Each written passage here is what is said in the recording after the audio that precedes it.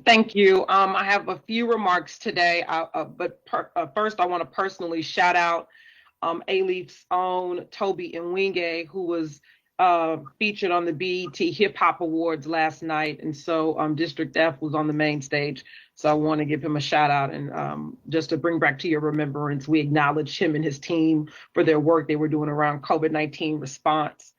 I also want to acknowledge Debbie Chen with OCA Greater Houston. They have been diligently working with our office to drop off 30,000 pieces of census information in District F as we continue making sure that we reach the goals.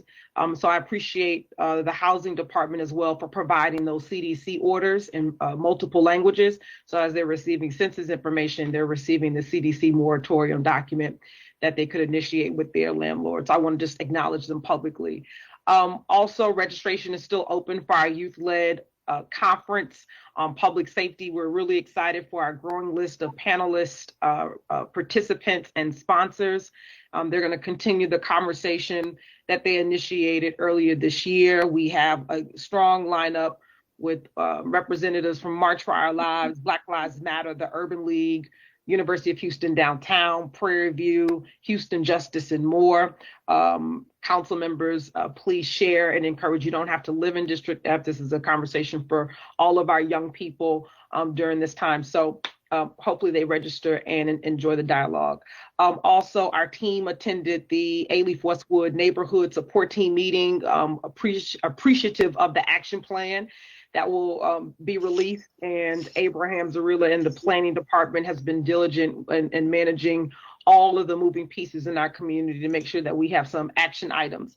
I also want to acknowledge Houston Public Works for moving forward with the speed bump project in our Briarmeadow community. It was held up on our end, seemed like since 2018. So they've moved expeditiously on this item, and the residents are very pleased and excited that this project is coming to fruition.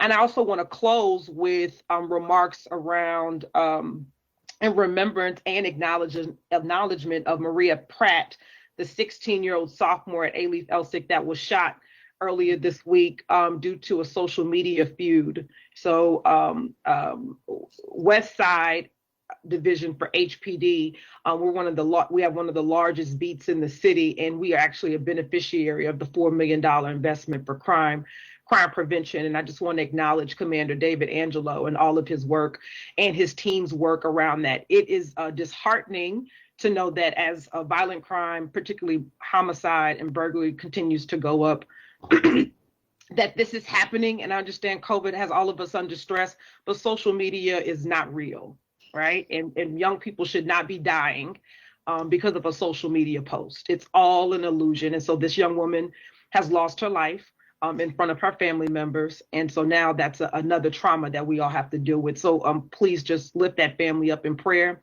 her classmates and her neighbors and everyone associated with her. And we just have to do better around how we communicate with people online.